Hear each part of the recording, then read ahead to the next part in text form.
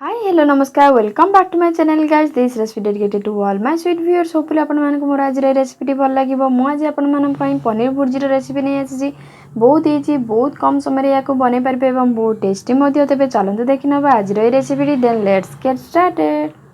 सर्वप्रथम मुझे गोटे पैन को नौ पैन टी गरम हाँबा पर से तेल को एड कर दरकार अनुसार तेल को नेबे मुझे 200 ग्राम पनीर को नहीं अनुसार मुझे तेल दूसरी आप कम टे तेल देवे कहीं पनीर एड करने पनीर भितर फैट अंश टी बाहरी आसी था तेल टी गरम हो सारापर मुझे किसी जीरा और गोटे कंचलंका को एड करके राग अनुसार आप कंचलंका को अधिक कम करें 3टी मीडियम साइज अनियन को मुझे चॉप करके एड कर बहुत भल भाव अनियन को फ्राए कर नबा पियाज को बहुत भल भाव रसमेल जीवा जाए या बहुत भल से फ्राए कर नबा देखो आमर मीडियम फ्लेम रे यही पियाज को बहुत भल भाव फ्राए कर बड़ साइज टमाटर को मुझे चॉप कर काटिक एड कर नौ जहाँफल बहुत भल टेस्ट आसो ये मुझे हलदी गुंड को एड कर देखो बहुत भल भाव गोल नवा टमाटर को पियाज सहित बर्तमान मुझे किसी हलदी गुंड को एड कर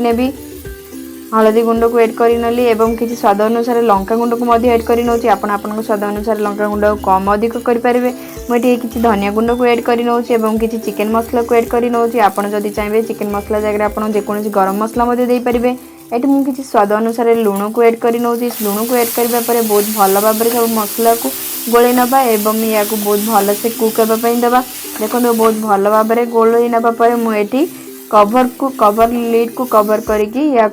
गोटे मिनट कुक होगापी छाड़देवी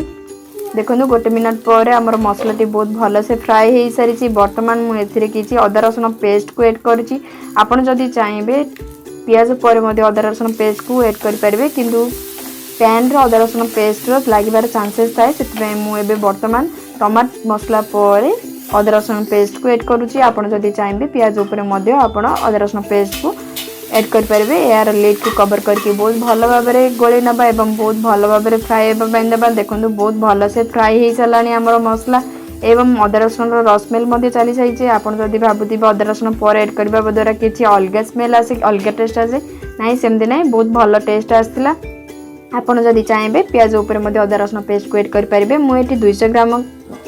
पनीर को बहुत भल भाव ग्रेट कर आपड़ जदि चाहिए हाथ में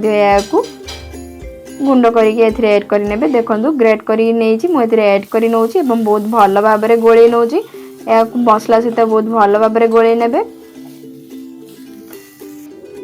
देखो आमर बहुत भल भाव गोल नापर मुझे टोटाल 2 मिनट पनीर को कुक कर नौ अधिक समय कुक करेंगे जहाँफल आम पनीर टी हार्ड हो खावाई से भल लगे ना आप बहुत कम समय या कुक करेंगे टोटाल 2 ରୁ 3 मिनट या कुक करेंगे बर्तमान आपड़ ए धनिया पत्र देकी सर्व करेंगे thank you for watching guys see you soon.